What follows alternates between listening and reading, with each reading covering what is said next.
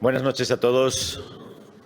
Permítanme, en primer lugar, darles la bienvenida en nombre de Estudio de Comunicación, en nombre de nuestros asociados BNP Paribas y Exane BNP Paribas, en nombre de nuestros patrocinadores Endesa, Deloitte, BME, Prisa, CaixaBank y AON, y de los colaboradores de este evento, Linklater, Equipo Económico, ICEX, ICO y Cofidis. Todos los que les acabo de citar es un grupo de empresas que trabaja desde hace muchos años juntos para hacer posible este evento, para hacer posible este punto de encuentro entre los inversores internacionales y las principales compañías cotizadas españolas. Un año más estamos consiguiendo reunir a esos inversores internacionales. Están manteniendo reuniones con 44 de nuestras principales compañías, más de 200 inversores que pertenecen a 13 países, entre ellos los más representados son Estados Unidos, UK y Francia, pero hay otros muchos países importantes para la inversión en España. Esperamos poder cerrar mañana este foro con más de 800 reuniones entre los inversores y las empresas. Y a lo largo de estos días contamos también con una presencia importante del Gobierno de España, que hace en este foro un ejercicio de transparencia. Quiero dar la bienvenida, las gracias sinceras en nombre de todos los organizadores y de todas las empresas que hacemos posible este proyecto, al Ministro de Asuntos Exteriores, Unión Europea y Cooperación, que nos acompaña esta noche y que preside este evento. Pero bueno, si les parece, el año pasado competimos contra la tormenta Filomena. Hemos competido el año pasado y contra el COVID, y hoy competimos contra el Real Madrid-Barça. O sea, tienen que reconocer ustedes que el evento tiene mérito. A partir de ahí,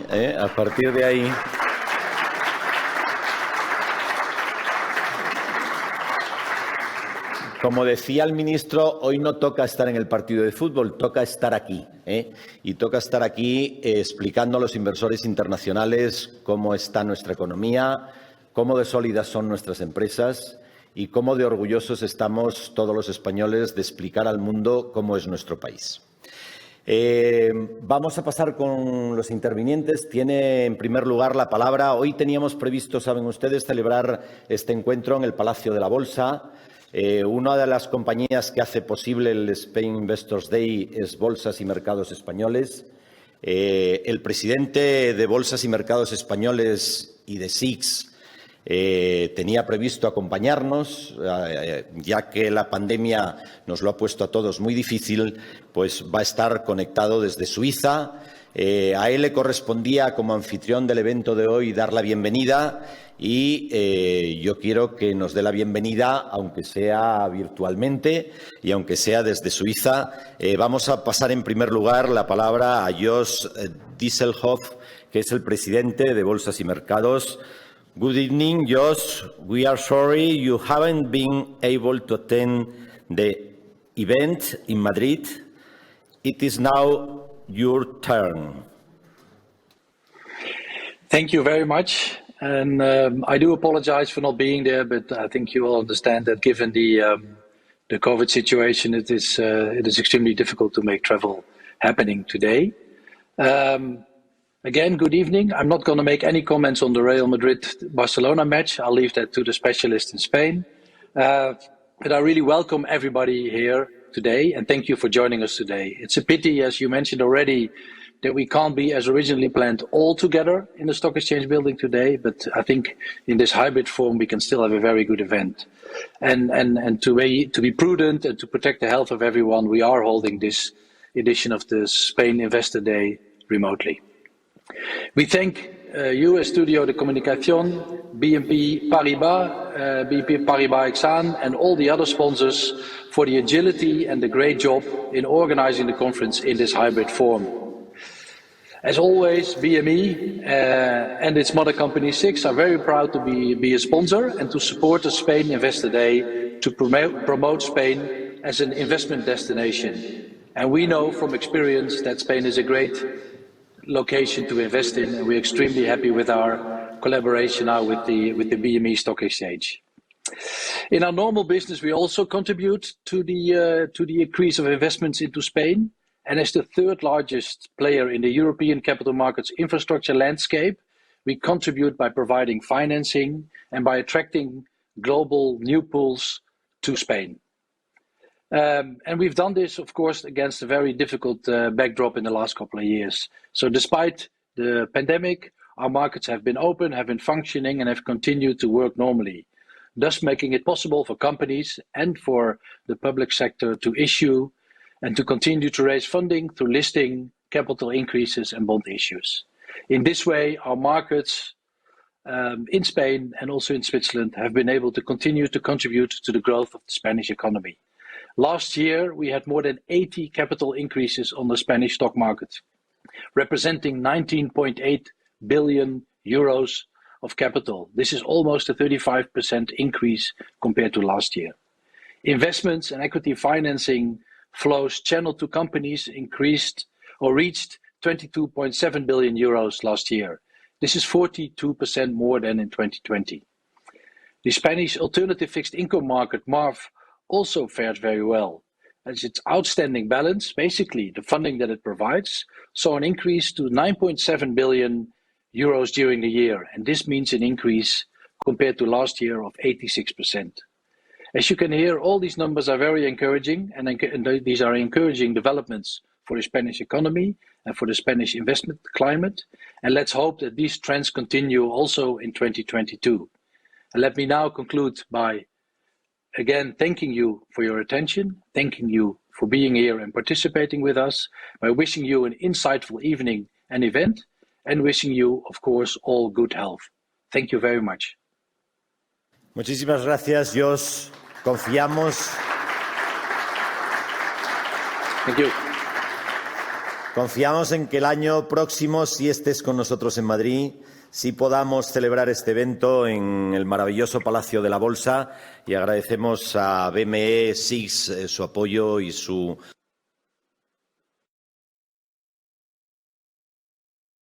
La palabra uno de los sponsors que lleva muchos años apoyando este proyecto. Aon es sin duda una de las grandes compañías multinacionales que está seriamente comprometida con España, que lleva muchos años trabajando en nuestro país, que invierte en nuestro país, que crea mano de empleo en nuestro país. Y hoy tenemos el honor de tener con nosotros a su nuevo CEO, a Jacobo Ornedo, que tiene la palabra.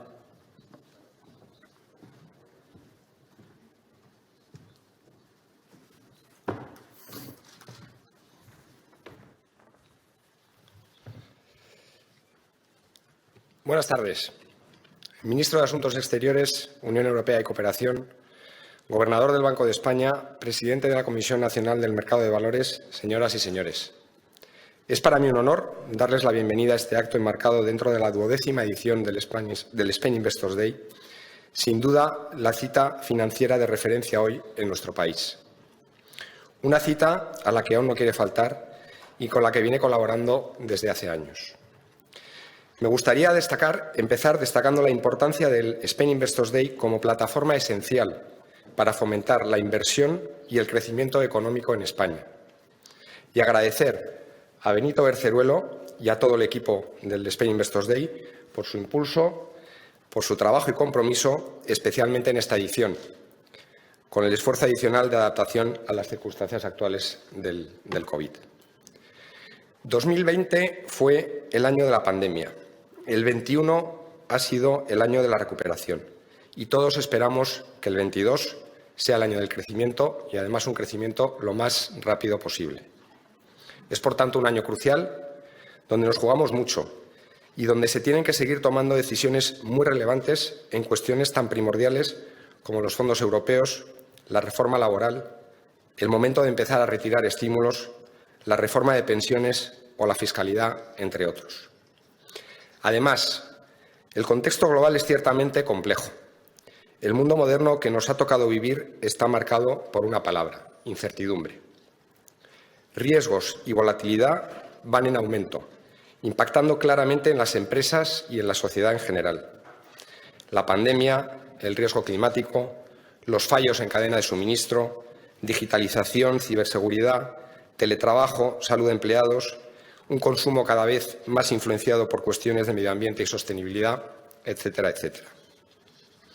Ante esta situación, no tenemos otra opción que abordar y gestionar estos riesgos de la mejor manera posible, es decir, tomar las mejores decisiones sobre los mismos y convertir muchos de estos retos en oportunidades.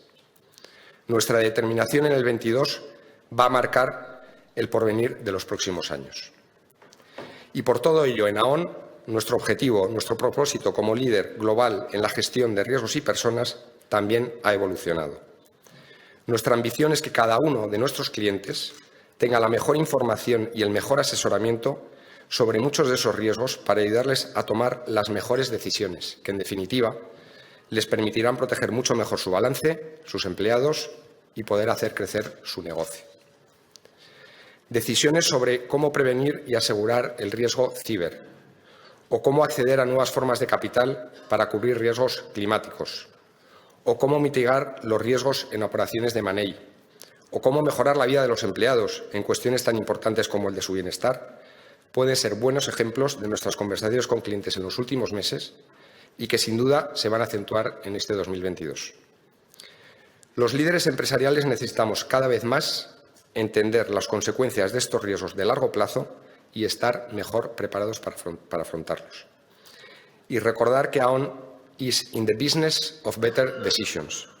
Y cuando estas decisiones van encaminadas a reducir la volatilidad del negocio y mejorar la vida de las personas, creemos que toma especial relevancia. Muchas gracias.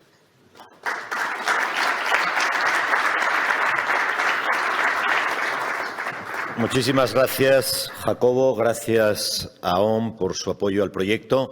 El año pasado, en medio de la tormenta Filomena, yo agradecía al nuevo presidente entonces de la Comisión Nacional del Mercado de Valores que su primera intervención pública en aquellas condiciones tan adversas fuera en este foro, en el Spain Investors Day.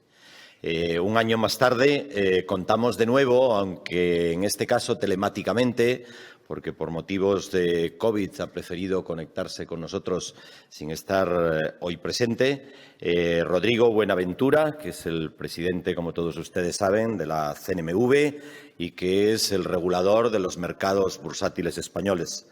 Rodrigo, muy buenas noches. Muy buenas noches, Benito. Y muchas gracias, en primer lugar, por la segunda invitación a estar un año más desde la CNMV en vuestro acto. El Spain Investors Day es efectivamente uno de los principales foros donde se reúnen inversores y emisores y ello, en mi opinión, apela a la esencia misma de los mercados de valores en la medida en que nos permiten el contacto precisamente entre las dos partes. Los mercados de valores se han constituido tradicionalmente como uno de los pilares de las economías modernas y han de continuar siéndolo, por supuesto. Seguramente me habrán escuchado decir en varias ocasiones en los últimos meses que los mercados de capitales son una de las principales herramientas que poseemos para impulsar la recuperación y la transformación de nuestra economía. Hablo, por supuesto, de descarbonización, pero también de la digitalización. Ambas cuestiones requieren necesidades de inversión anuales de niveles históricos en la economía española, muy superiores a los 30.000 millones de euros adicionales cada año de los que restan en esta década. Ello requiere del concurso simultáneo de 4 fuentes de financiación: los fondos públicos, private equity, los mercados de capitales y la financiación bancaria. Ninguno de ellos, por sí solo, incluyendo al sector bancario y al mercado de capitales, va a ser capaz de financiar el volumen de inversión que requiere la economía española en esta década. Los necesitamos a todos, pero en mayor medida, si cabe, al mercado de capitales, como explicaré a continuación. Hay un consenso claro en la Unión Europea.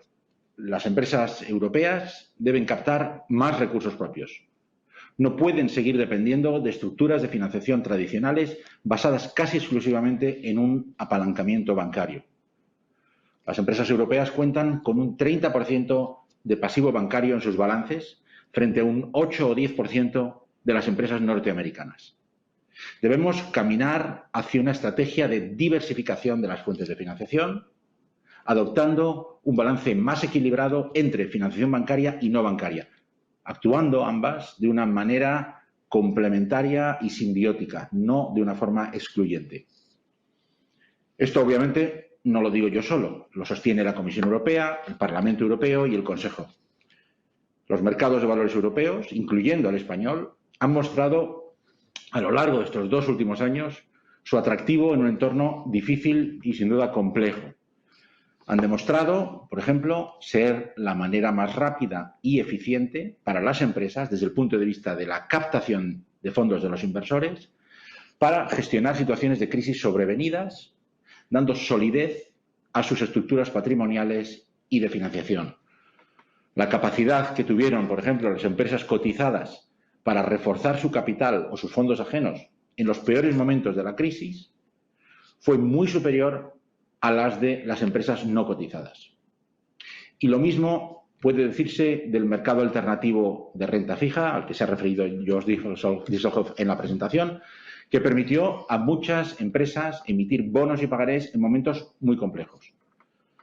Además, han sido una herramienta para acelerar el crecimiento y expansión de las empresas en aquellos ámbitos donde o bien la crisis no golpeó tan duramente o incluso generó oportunidades nuevas de crecimiento. Contamos con un mercado estable, eficiente, profundo y atractivo para los inversores nacionales e internacionales. Nuestro mercado forma parte de los grandes mercados europeos y cotizar en bolsa en España es equivalente a hacerlo en cualquier otro gran mercado de la Unión Europea. Pero a diferencia de algunos de esos mercados, es cierto que sufrimos un déficit de pymes que acudan al mercado de empresas en expansión.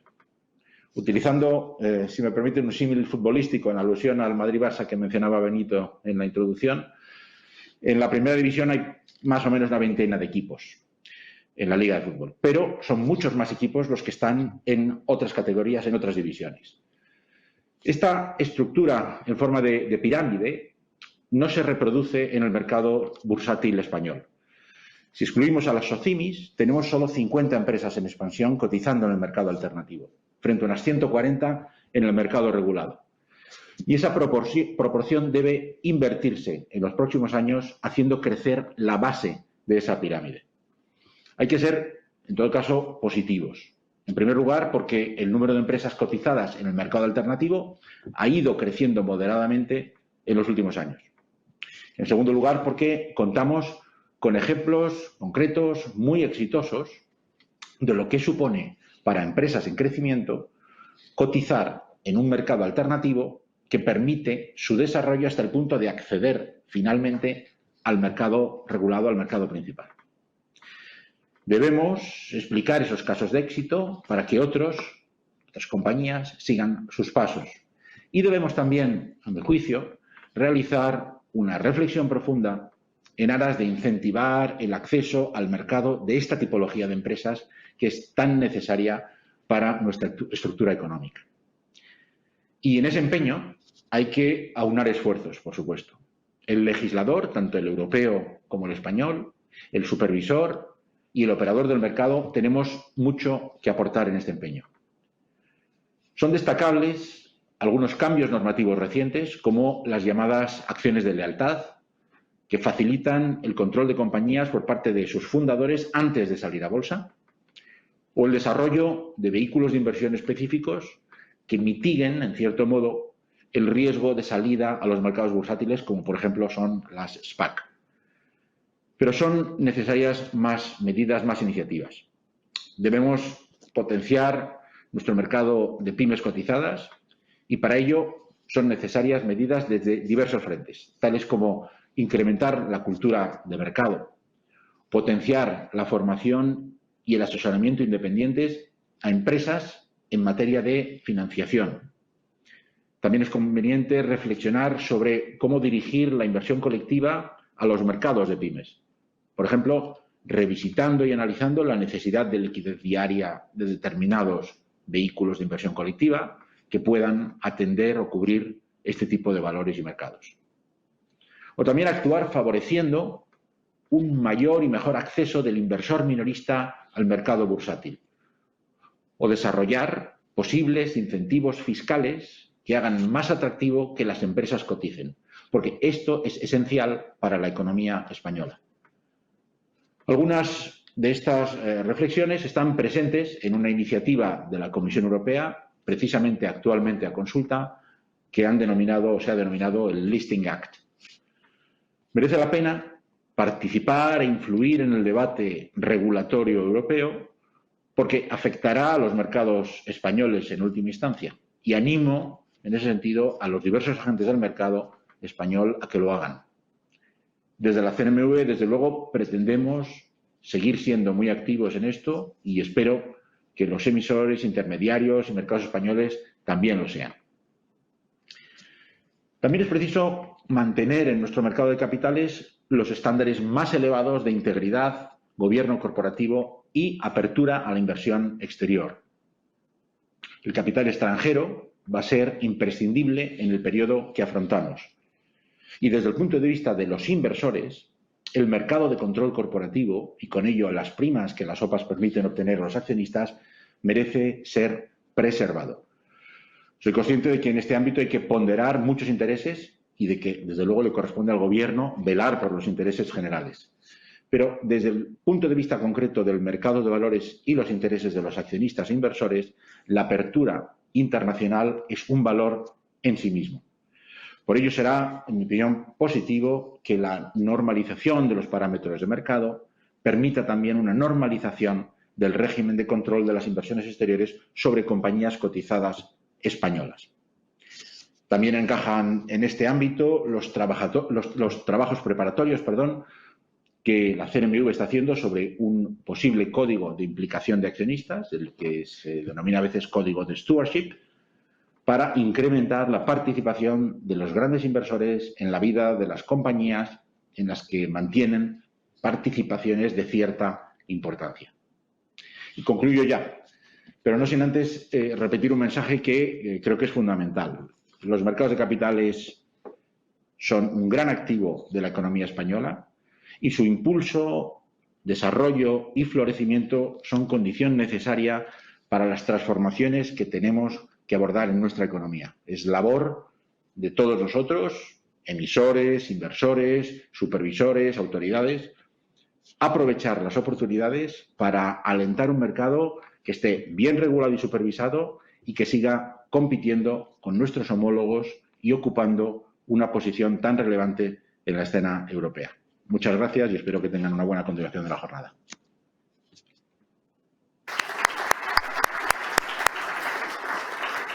Muchísimas gracias, Rodrigo. Muchísimas gracias al presidente de la CNMV. Confiamos en que el año próximo la pandemia nos deje un poquito más de libertad de movimientos y tenerte físicamente con nosotros. Hemos tenido al regulador de los mercados, le toca ahora el turno al regulador, al gobernador del Banco de España, al regulador de los mercados financieros. Pablo Hernández de Cos tampoco nos ha podido acompañar físicamente esta noche, pero está conectado desde el Banco de España. Gobernador, muchísimas gracias por estar con nosotros un año más.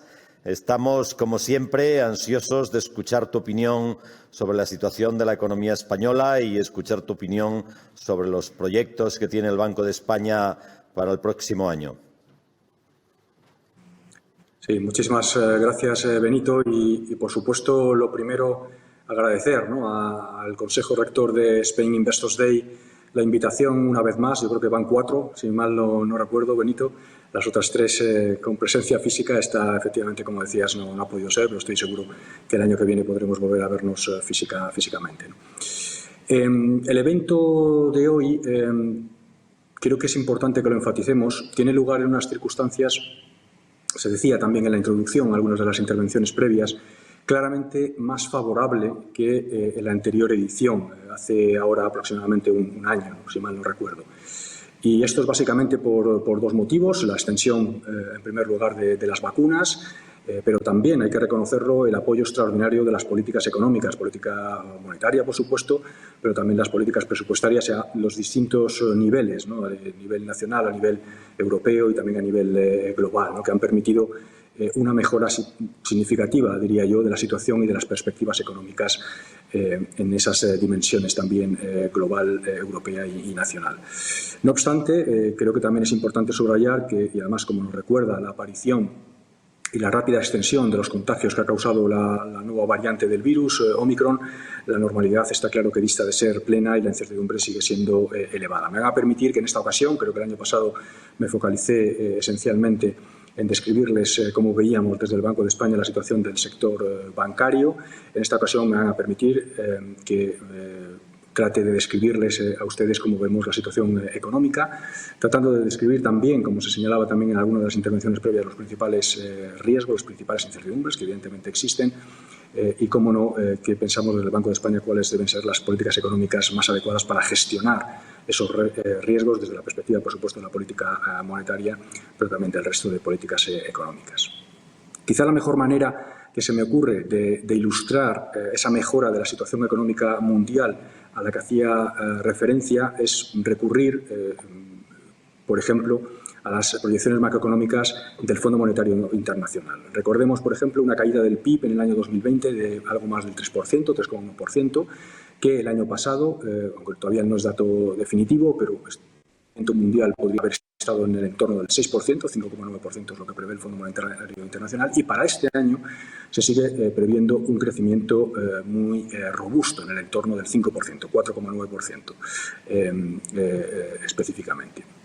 Si nos movemos al área del euro, el mensaje es básicamente el mismo. Es verdad que la reducción del PIB en la economía del área del euro en el año 20 fue superior, del 6,5%, prácticamente el doble que a escala mundial, pero también las últimas previsiones del Banco Central Europeo, conjuntamente con los bancos centrales nacionales, publicadas el pasado diciembre, apuntan a crecimientos robustos, tanto en 2021, superior al 5%, podría haber llegado al 5,1%, como en 2022 en el entorno del 4,2%, de tal manera que si estas previsiones se cumplieran, podríamos haber alcanzado hacia finales del año pasado, a principios de este año, a escala del área del euro, el nivel previo a la pandemia, el nivel de PIB previo a la pandemia.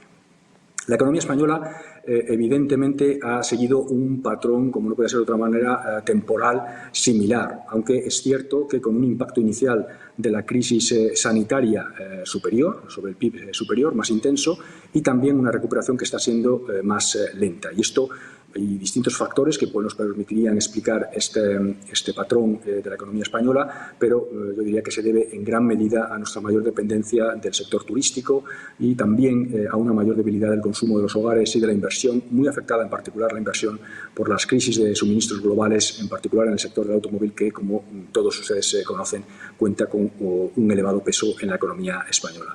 Es interesante subrayar que la evolución del empleo está siendo, no obstante, más positiva. Y esto lo podemos observar tanto en términos de horas trabajadas, cuando miramos, por ejemplo, la encuesta de población activa, como, por ejemplo, las series de afiliados, cuando se corrigen también por los trabajadores que se encuentran en expediente de regulación temporal de empleo, ¿no? Y aquí, si me permiten un número que me parece que es bastante elocuente, es que si nos remontamos a abril del año 2020, es decir, el primer o el segundo mes de la pandemia, casi una de cada 4 personas afiliadas a la Seguridad Social antes de la crisis del COVID o bien habían perdido su empleo o bien se encontraban en situación de expediente de regulación temporal de empleo, mientras que, por ejemplo, si miramos a los datos de diciembre pasado, pues lo que nos encontramos es que ese concepto de afiliación efectiva que combina las personas en ERTE con los afiliados realmente, básicamente se situó ya por encima de su nivel previo a la crisis, un 0,7% en tasa intertrimestral. De cara hacia adelante, las proyecciones del Banco de España, que también se publicaron conjuntamente con las del Banco Central Europeo en diciembre pasado, lo que anticipan es que la recuperación proseguirá, además a un relativo buen ritmo, en el próximo trienio. En el corto plazo, por supuesto, el dinamismo de la economía seguirá estando lastrado por la extensión de la variante Omicron, pero con posterioridad esperamos que la actividad retome un mayor crecimiento a medida que disminuyan las distorsiones en las cadenas de abastecimiento, las presiones inflacionistas y también, por supuesto, que se normalicen los flujos turísticos gradualmente. Todo ello, además, teniendo en cuenta el impulso que también esperamos positivo, relevante, muy relevante, de hecho, del uso del programa Next Generation EU y también del mantenimiento de unas condiciones de financiación favorables. De hecho, los números que publicó el Banco de España sobre el crecimiento del PIB muestran que para el año 2021 se podría haber alcanzado el 4,5%. Este año prevemos crecimientos en el entorno del 5,5%, 5,4% fue exactamente la cifra que publicamos, y en el año 2023 se podrían alcanzar cifras cercanas al 4%, el 3,9% fue exactamente el número publicado. Hay que también decir que la última revisión del Instituto Nacional de Estadística de las cifras del segundo y tercer trimestre del año pasado pues nos llevarían incluso a una ligera revisión de esa previsión que acabo de mencionar, tanto para el año pasado como para el año corriente. Y en términos de cuándo podríamos recuperar el nivel previo a la crisis, pues de confirmarse estas previsiones del Banco de España, podemos decir que el PIB español recuperaría ese nivel entre finales de este año 2022 o comienzos del año siguiente.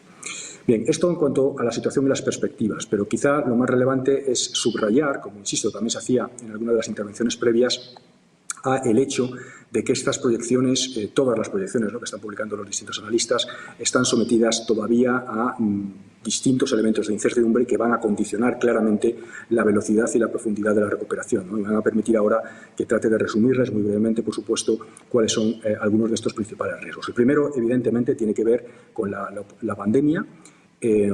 No tenemos, por supuesto, conocimiento de cuándo va a acabar finalmente la pandemia, aunque también creo que es importante subrayar, hay que reconocer, tenemos bastante evidencia ya sobre esto, que en términos del impacto económico, el grado de adaptación a las restricciones de la pandemia de las distintas economías, no solamente de la economía española, por supuesto, ha ido incrementándose con las sucesivas olas.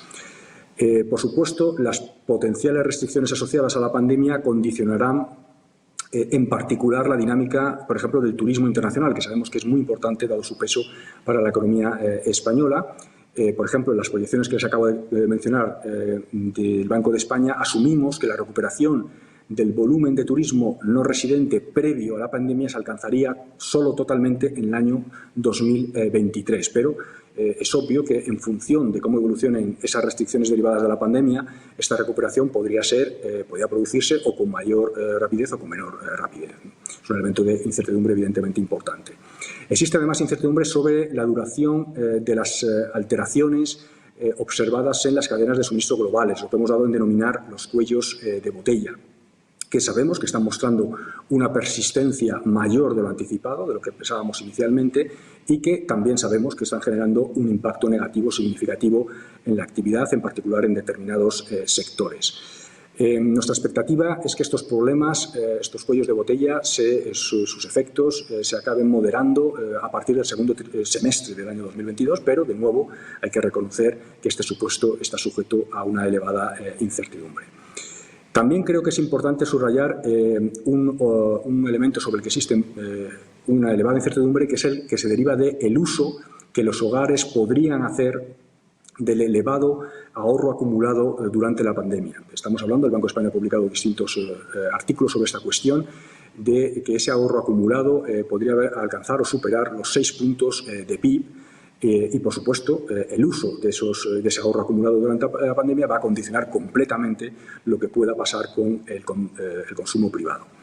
Yo creo que todos los analistas, desde luego el Banco de España, estamos asumiendo que los hogares van a hacer solo parcialmente uso de ese consumo, de ese ahorro, y lo van a destinar a consumo solo parcialmente, dado que se ha concentrado en buena parte, también sabemos, en familias de ingresos relativamente altos y, por tanto, tienen propensiones marginales a consumir bajas, y también que una parte mayoritaria del gasto no realizado no es fácilmente aplazable, es decir, se ha concentrado, por ejemplo, en servicios como la restauración y el ocio.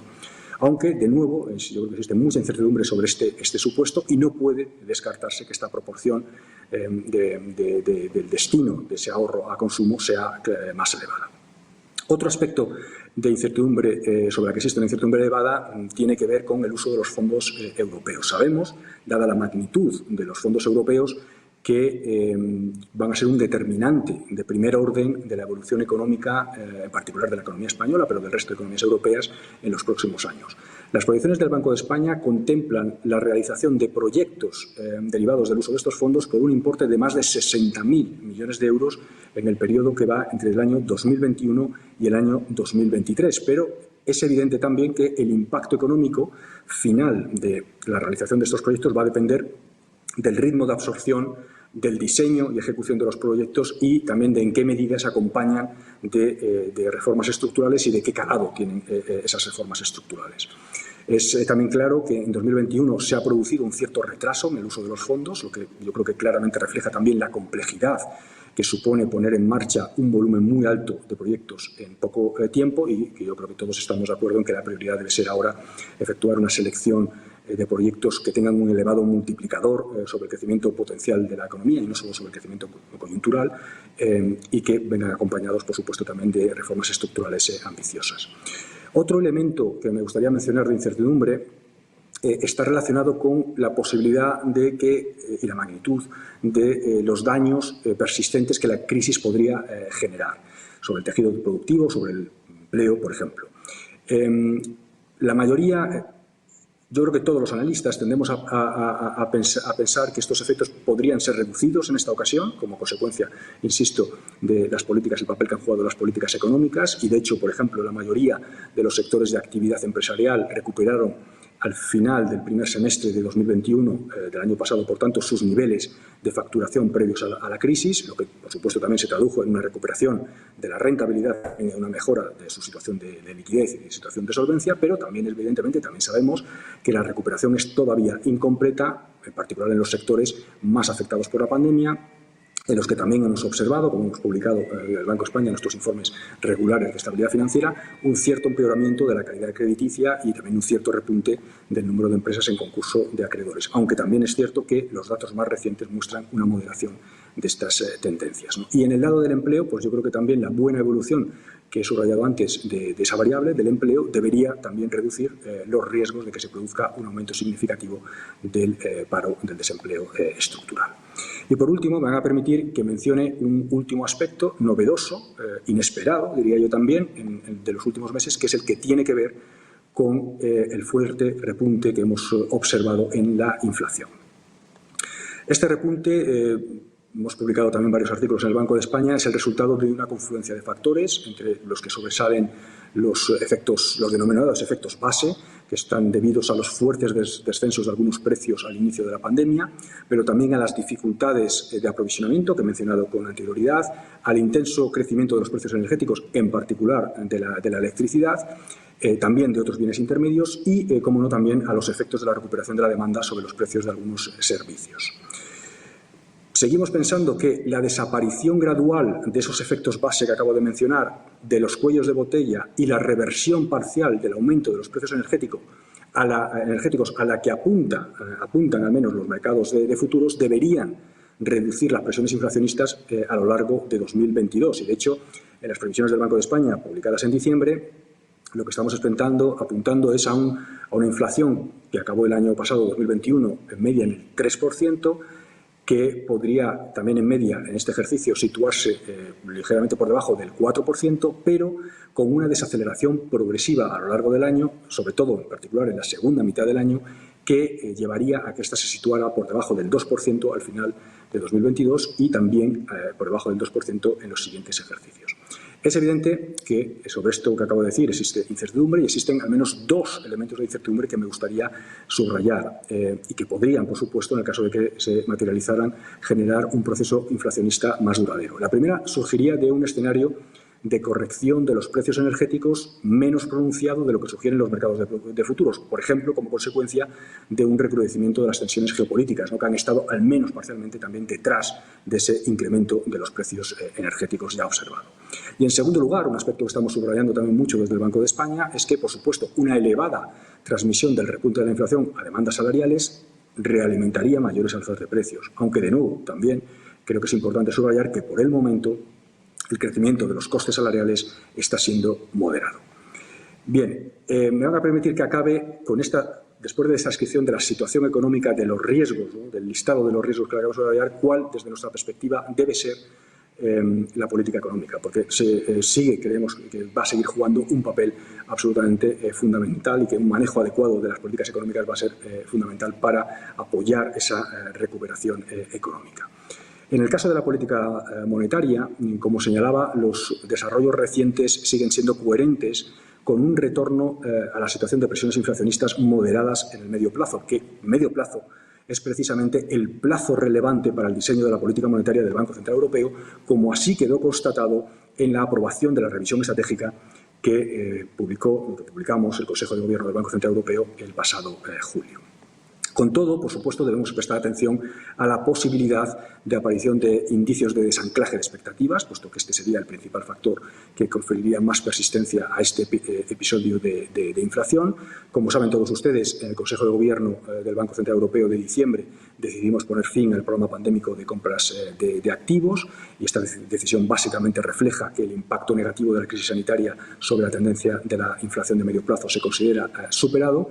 Pero, en todo caso, también querría subrayar que, dada precisamente esa incertidumbre, esa elevada incertidumbre existente, ¿no?, que he descrito con anterioridad, seguimos manteniendo en el Consejo de Gobierno un elevado grado de opcionalidad y flexibilidad en el manejo de la política monetaria. Y déjenme mencionarles al menos 3 aspectos de esa flexibilidad que creo que son importantes. Por un lado, hemos preservado la opción de volver a activar el programa pandémico en el caso de que fuera necesario. Por otro, mantenemos también la flexibilidad en las compras de activos entre jurisdicciones a través de las reinversiones de ese programa pandémico, que además hemos extendido su duración en un año hasta finales de 2024.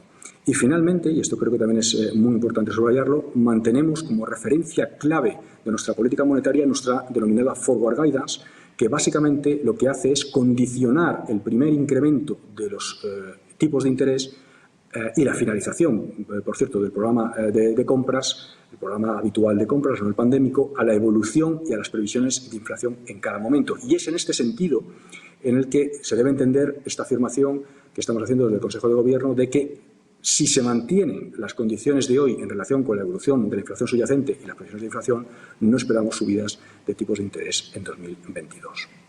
Esto en cuanto a la política monetaria. En cuanto a la política fiscal, bueno, yo creo que también estamos todos de acuerdo que su apoyo ahora en el contexto actual debe enfocarse en los sectores y los agentes todavía afectados por la crisis, limitado en el caso del sector empresarial, a empresas que son viables y con medidas temporales que no aumenten adicionalmente el déficit público estructural. Y en paralelo, yo creo que también estamos todos de acuerdo que lo que hay que poner ahora es el énfasis en las consideraciones de medio y largo plazo en el manejo de la política presupuestaria. Creo que es ya el momento de diseñar un plan de consolidación plurianual fiscal para su ejecución una vez que la recuperación sea sólida. Creo que también es el momento de poner el foco en la identificación de los potenciales cambios y daños estructurales que he mencionado antes que podrían surgir como consecuencia de la crisis. En este sentido, creo que también hay que reconocer que como consecuencia de la crisis, pero también como consecuencia de la necesidad que todos afirmamos de afrontar la transición energética, por un lado, de la digitalización, pues creo que estamos probablemente en uno de los momentos de las últimas décadas en el que mayor necesidad exista de reasignación de factores entre empresas y entre sectores. Y en este sentido, la política económica no debe poner obstáculos a esa adaptación, al contrario, debe facilitar esa adaptación y la reasignación eficiente de recursos a aquellos sectores con mayor potencial de crecimiento. Y, por supuesto, no quiero dejar de mencionar que ya la economía española tenía una serie de retos estructurales que todos conocemos: baja productividad, alto desempleo estructural, lucha contra el cambio climático que acabo de mencionar, envejecimiento poblacional, desigualdad. Es el momento, evidentemente, de afrontar esos problemas con reformas estructurales ambiciosas. Me van a permitir que acabe haciendo una mención a, creo que algo que es importante, que tiene que ver con cómo también debemos gestionar la política económica en el contexto del actual repunte inflacionista. Ya he hablado antes de la política monetaria. Desde la perspectiva del resto de las políticas económicas, nacionales en este caso, creo que es evidente que está justificado el apoyo a las capas de la sociedad más vulnerables, que se encuentran más vulnerables ante ese repunte inflacionista, pero creo que al mismo tiempo es muy importante subrayar que empresas y trabajadores deben interiorizar que el grado de transitoriedad del repunte de los precios no es exógeno, sino que es endógeno, depende crucialmente de la respuesta de ellos mismos, de los agentes económicos, ¿no? Y todos sabemos que para España estamos, y para Europa, por cierto, también, estamos en gran medida ante un shock de precios de productos energéticos que nosotros en general no producimos, lo cual genera una pérdida para el país, y la prioridad debe ser alcanzar un reparto equitativo de esa pérdida, evitando una realimentación de precios y de costes que acabara generando efectos adversos adicionales para la competitividad de la actividad económica y el empleo. En definitiva, y por supuesto condicionado a una evolución favorable de la pandemia, las perspectivas de crecimiento de la economía española creemos que son coherentes con la prolongación de la recuperación durante los próximos ejercicios, una vez que disminuyan las distorsiones en las cadenas de abastecimiento, las presiones inflacionistas y también se normalicen paulatinamente los flujos turísticos y se acelere el uso de los fondos europeos.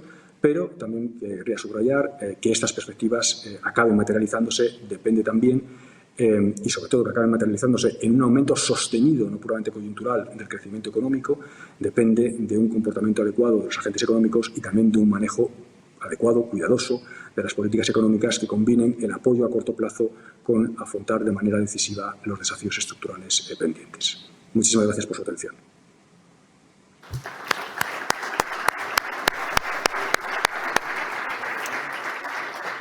Muchísimas gracias al gobernador del Banco de España. Como les decía al principio, tenemos el honor de contar hoy con el ministro de Asuntos Exteriores, Unión Europea y Cooperación, don José Manuel Álvarez, que tiene la palabra.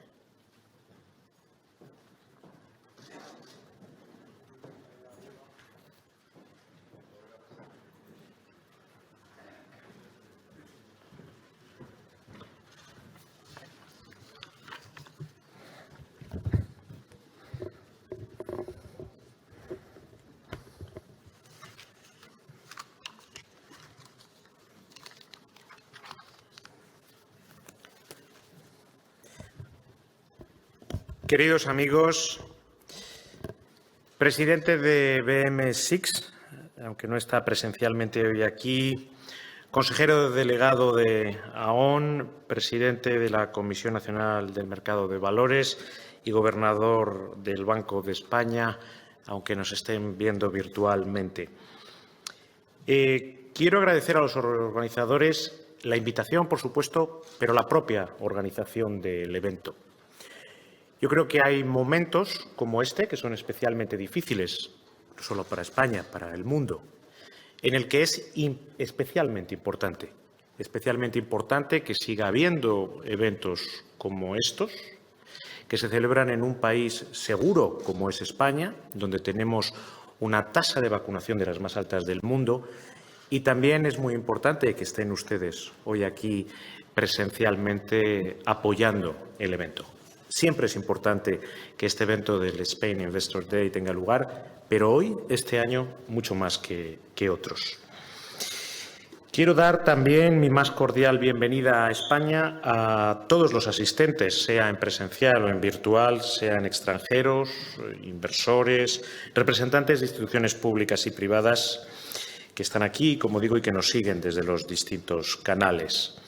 Yo espero y deseo que una vez más esta edición del Spain Investors Day constituya un éxito y aprovecho para desearles a todos un excelente año 2022, un año que afrontamos con buenas perspectivas y que estamos decididos desde el Gobierno de España a impulsar la transformación económica que nuestro país necesita.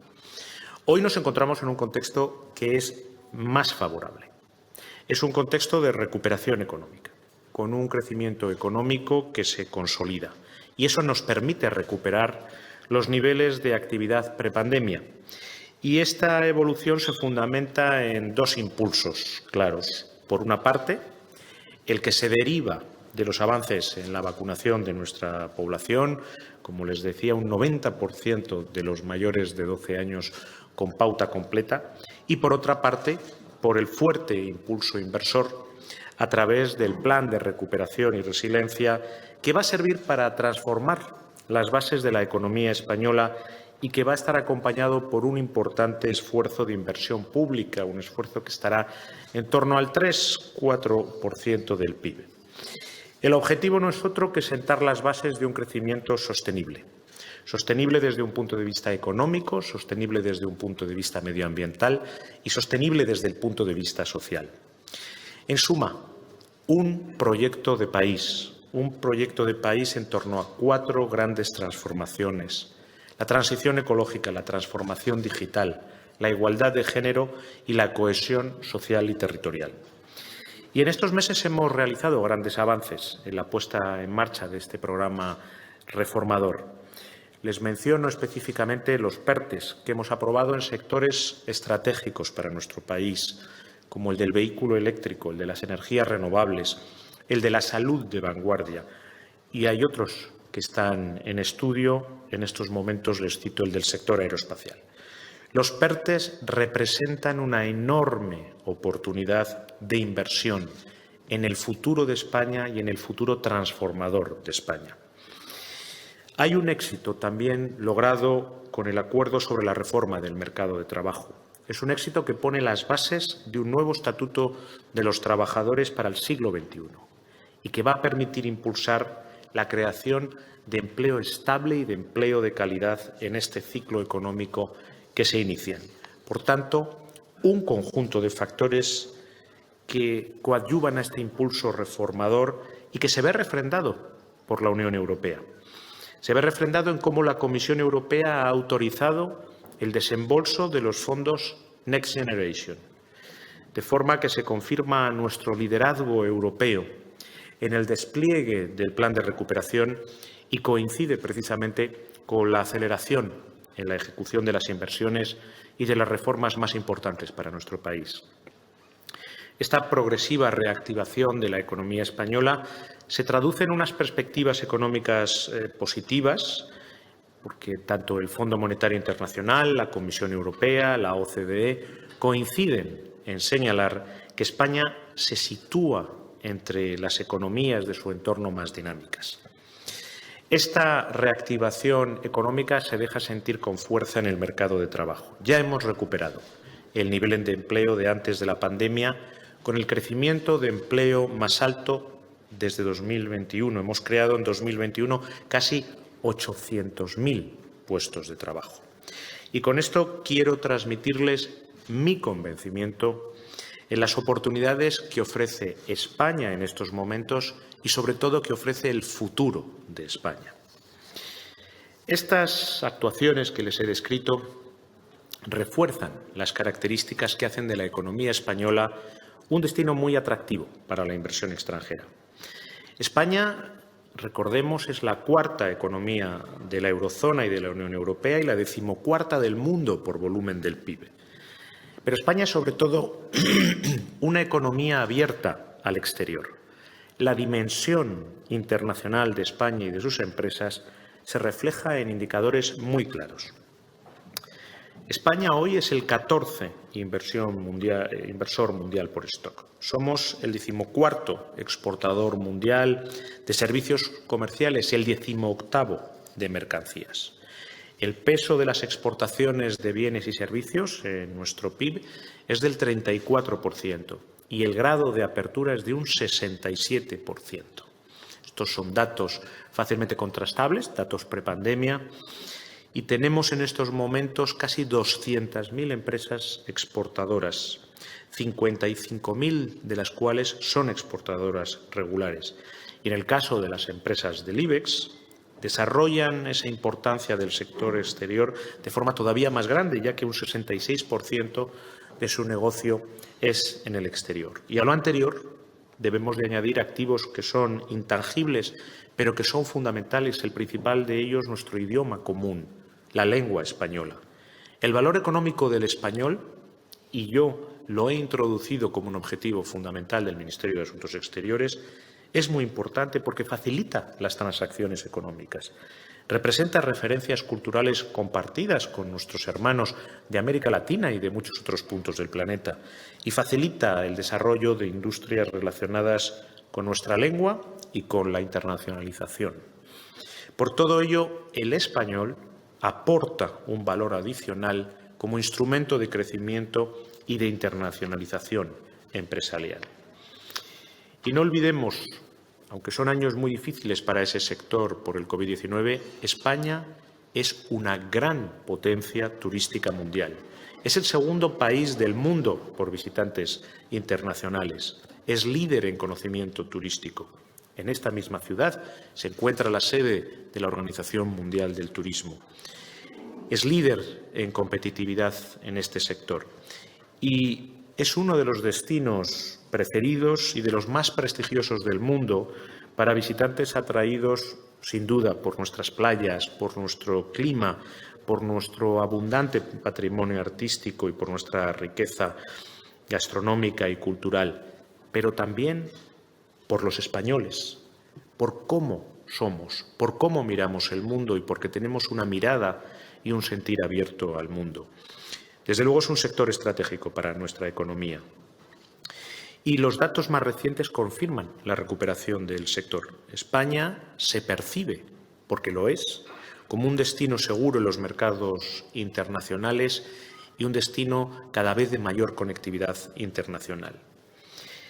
La vacunación sigue siendo, sin duda, la mejor protección y la puerta de salida a la crisis del COVID-19. Lo tenemos muy claro y tenemos que seguir manteniendo estas medidas de seguridad y de prudencia y seguir avanzando todavía más en la vacunación de la población y en la identificación de las nuevas variantes de la COVID-19.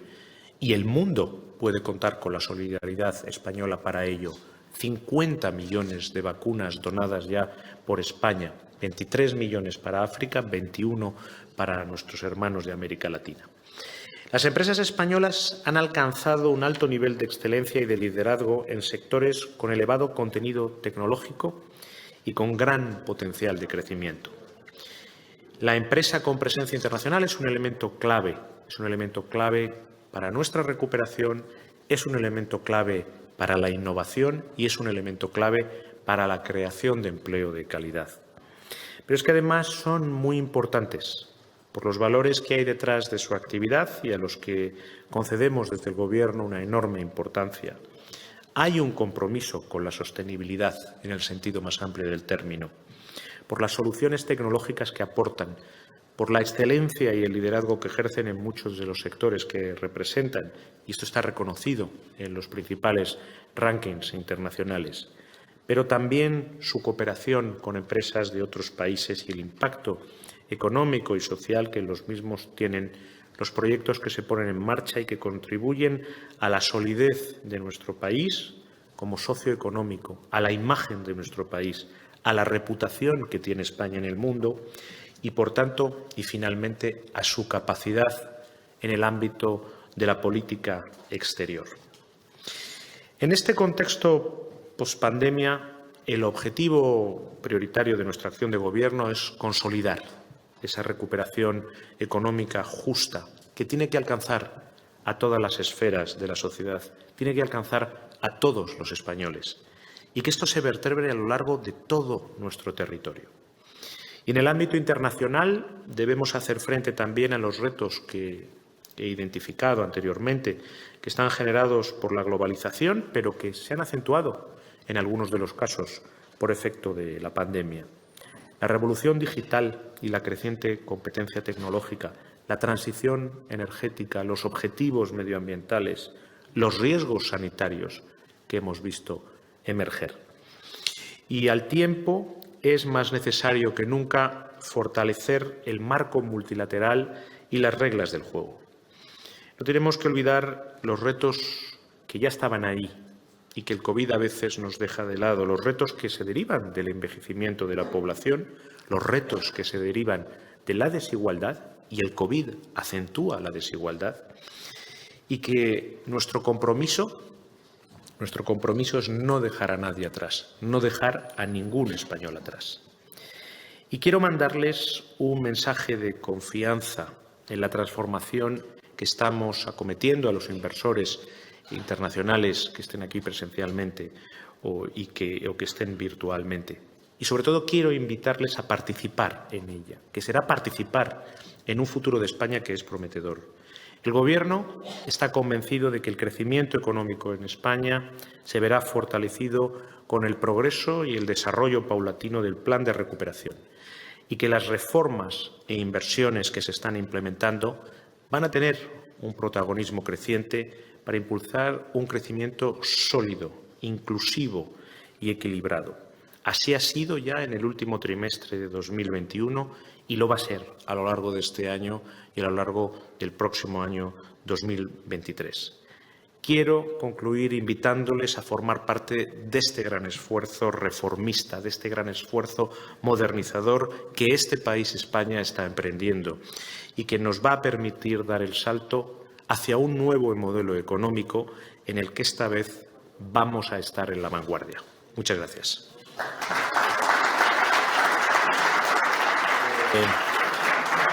Bueno,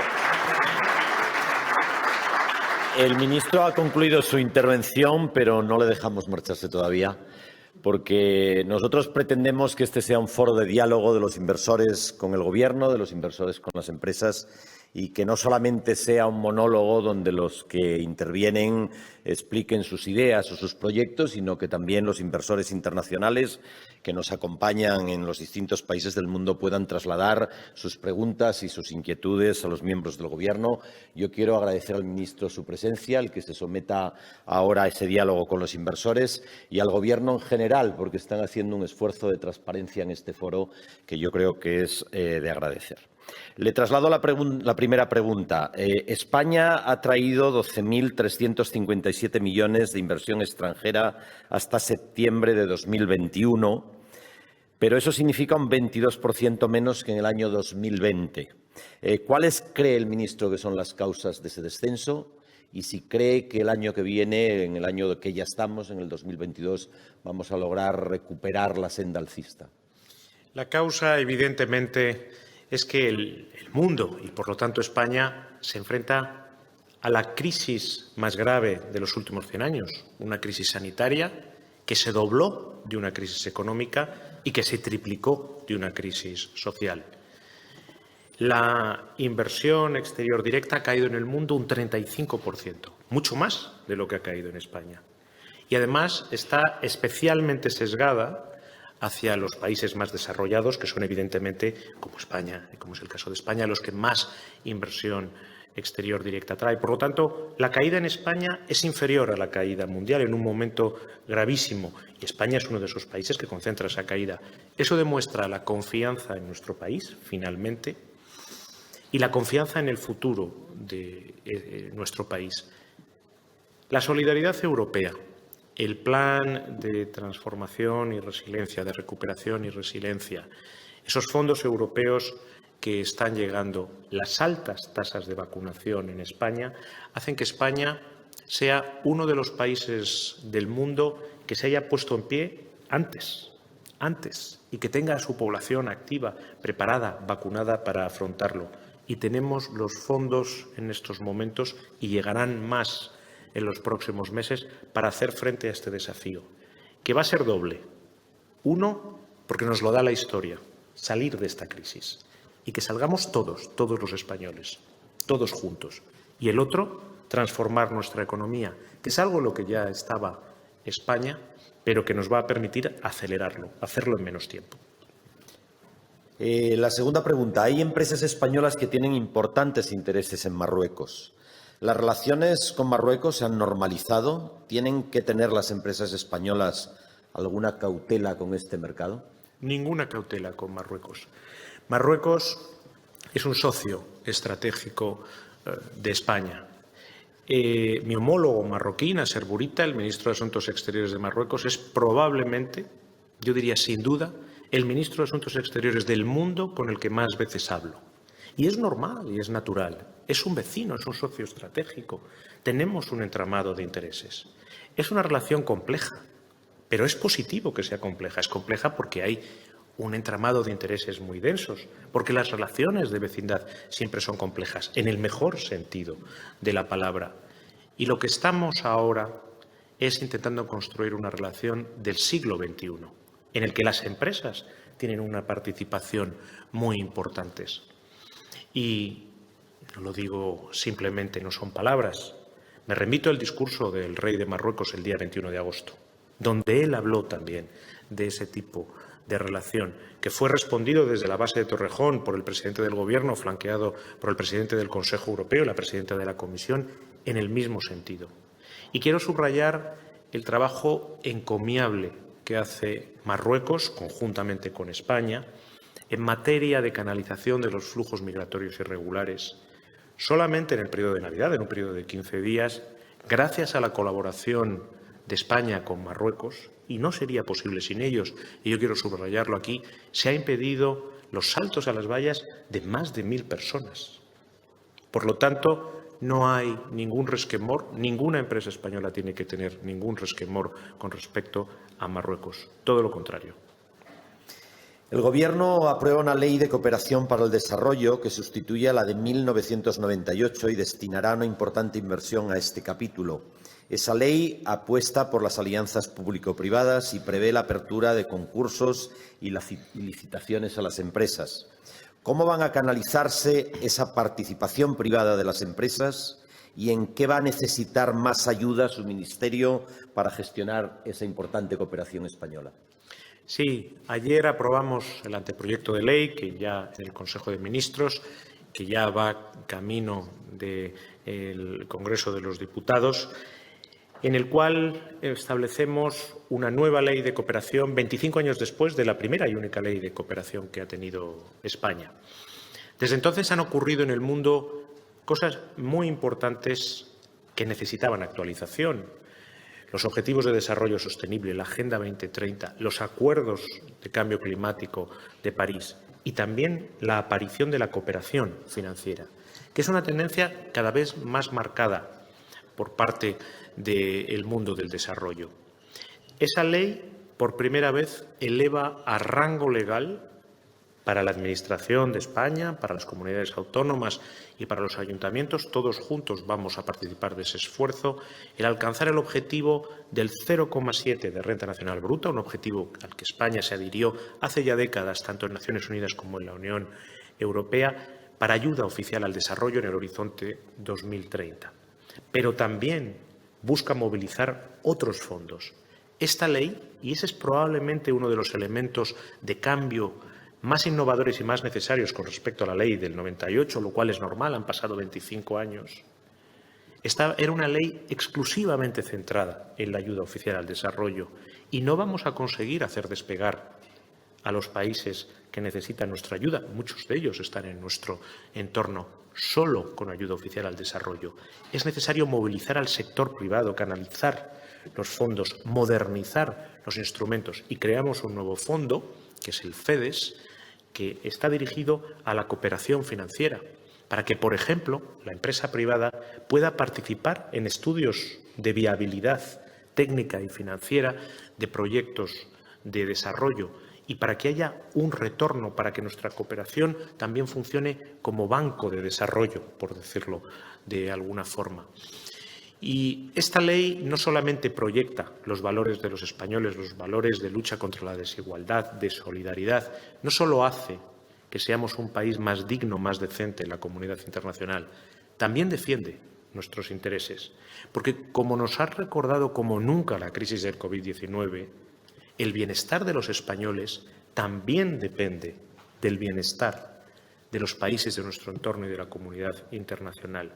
Nadie estará a salvo hasta que estemos todos a salvo del COVID-19. Y la inmigración irregular, el terrorismo, los conflictos geopolíticos tienen sus causas y sus raíces profundas en el subdesarrollo. Y España va a estar en la vanguardia de la lucha contra ellos. Porque los españoles y sus valores lo quieren, pero también porque eso es la forma de defender el mayor interés de los españoles, que es su propio bienestar. Hemos hablado de un socio estratégico para nuestro país, que es Marruecos. La siguiente pregunta habla de otro socio muy importante, que es Estados Unidos. ¿Cómo son las relaciones de España con Estados Unidos? ¿Le preocupa al ministro que el presidente de Estados Unidos no haya hablado todavía con el presidente del Gobierno, como se ha hecho con otros muchos mandatarios del mundo? Bueno, el presidente Biden sí ha hablado con el presidente Sánchez en varias ocasiones. Tuvo una larguísima llamada telefónica cuando en agosto solicitó el uso de las bases de Morón y Rota para que transitaran por ella una buena parte de los colaboradores afganos de los Estados Unidos. Yo he hablado en innumerables ocasiones con Tony Blinken, mi homólogo norteamericano. Tuve una larga reunión de más de 1 hora y media con él en los márgenes de la ministerial de la OCDE, que presidía precisamente el año pasado Estados Unidos. Y les adelanto que las relaciones entre España y Estados Unidos se van a reforzar mucho más en los próximos meses, lo cual es normal porque vamos camino de la cumbre de la OTAN en el 29 y 30 de junio aquí en Madrid. Mire, hay dos cosas. Estados Unidos podía haber escogido muchos países para que transitaran sus colaboradores afganos, pero precisamente el presidente Biden telefoneó al presidente Sánchez por dos motivos. Uno, porque España ofrece la capacidad técnica para poder hacer una cosa así. Por eso también escogieron la base de Torrejón, el Servicio de Acción Exterior de la Unión Europea, para que transitaran por ahí, que llevó a Ursula von der Leyen a calificar a España como un ejemplo del alma de Europa. Pero por otro motivo más importante, porque Estados Unidos sabe que España es un socio fiable. Es un socio, un aliado fiable. Y, en segundo lugar, la cumbre de la OTAN de este año no es una cumbre cualquiera, porque en ella se va a adoptar el concepto estratégico de la OTAN. Para los que no estén familiarizados con los términos diplomático-militares, el concepto estratégico es un concepto que va a regir la vida de la organización y de los aliados de todos nosotros probablemente por otros 10 años, que es cuando actualiza la OTAN su concepto estratégico. En él vamos a decidir lo que consideramos que son nuestras amenazas, las capacidades que necesitamos para enfrentarnos a ella y cómo queremos que la voz de los aliados, por supuesto España, se oiga con fuerza en el mundo. Y eso lo decidimos entre todos, donde se celebra. Y, por supuesto, si Estados Unidos no pensara que España es un socio y un aliado absolutamente fiable de primer orden, esa cumbre no tendría lugar precisamente aquí en Madrid. Por lo tanto, es una relación estrecha, es una relación, por supuesto, que precede a este Gobierno, pero que se va a seguir reforzando en los próximos meses. Este es un foro de inversores, es un foro de compañías cotizadas en bolsa y en los últimos años, dice uno de los inversores que le traslada su pregunta, uno de los factores que ha afectado a las empresas españolas que cotizan en la bolsa es su exposición a Latinoamérica. ¿Cómo ve usted el futuro y las relaciones con ese continente hermano? Para mí es una prioridad absoluta en la acción exterior de España y en nuestra política exterior. De hecho, en la remodelación del Ministerio de Asuntos Exteriores de la Unión Europea y Cooperación que he hecho, he creado una Secretaría de Estado específicamente, exclusivamente para América Latina, el Caribe, y he añadido el español en el mundo, porque es ese idioma común el que nos sitúa. Y yo creo firmemente que hay una forma de ser y estar en el mundo iberoamericana y que España y América Latina y Europa y América Latina, porque hay que recordar que América Latina es de lejos la región más eurocompatible del planeta. Comparten nuestros valores, hablan nuestros idiomas, tienen una visión similar a los europeos en el mundo. Todo lo que hagamos juntos no va más que reforzarnos mutuamente. Mi deseo es colaborar con todos los países de América Latina. Para España, todos los países de América Latina son igualmente importantes, independientemente del color político de sus gobiernos, independientemente de su tamaño, de su situación geográfica. Y solo pondría un límite a eso, que es dentro del respeto de los valores que nos son comunes, porque nosotros mismos nos denominamos Comunidad Iberoamericana. Y una comunidad es mucho más que una asociación o que una reunión de países. Una comunidad es un conjunto de principios, de valores, es una familia. Y aquellos gobiernos de aquellos países que traspasen los valores comunes, pues tendrán dificultad de interlocución, pero no los países en sí. España tiene que tener una relación con todos esos países. El futuro de América Latina es un futuro prometedor, prometedor. Vemos cómo la democracia va arraigando y allí donde, y desgraciadamente sigue habiendo casos, en estos momentos el más reciente, el de Nicaragua. Yo me reuní el lunes con las esposas de dos de los presos políticos, de los candidatos que han sido injustamente e intolerablemente encarcelados por Ortega. Me reuní con ellas. Todos los países de la Comunidad Iberoamericana nos sentimos concernidos y, desde luego, España va a acompañar a América Latina sin ninguna duda. Terminamos, ministro. Tengo la última pregunta. ¿Cómo es la relación actual de España con Argelia? ¿Tiene España garantizado el suministro de gas procedente de ese país? Totalmente. Argelia es un socio estratégico de España de primer orden. Y lo ha demostrado. Y es un socio energético de primer orden. Yo me desplacé a Argel, fui recibido por el presidente de la República Argelina, por el ministro de Asuntos Exteriores y por el ministro de Energía. Me trasladaron las garantías totales que el suministro energético de España estaba garantizado. Y lo que me trasladan las compañías gasísticas españolas es que esto se está cumpliendo. Y los españoles pueden estar muy tranquilos. El suministro de gas argelino a España está totalmente garantizado. Y Argelia es un socio estratégico de nuestro país y lo ha demostrado con creces. Terminamos. Yo quiero terminar agradeciendo a los inversores que están conectados en online, el que nos hayan seguido durante todo el día. Quiero agradecerles su trabajo, también a las 44 compañías cotizadas. Hemos mantenido hoy más de 500 reuniones one-to-one. Ha sido un día muy intenso. Agradezco especialmente al ministro. Sé que mañana se va de viaje oficial fuera de España. Le agradezco que esté con nosotros a esta hora. Es una mala hora para nosotros, es una muy buena hora para algunos otros países que nos están siguiendo. Agradecerles a ustedes, los que han venido presencialmente, a que estén con nosotros. Y mañana tenemos la segunda jornada del Spain Investor Day. Les esperamos. Muchísimas gracias.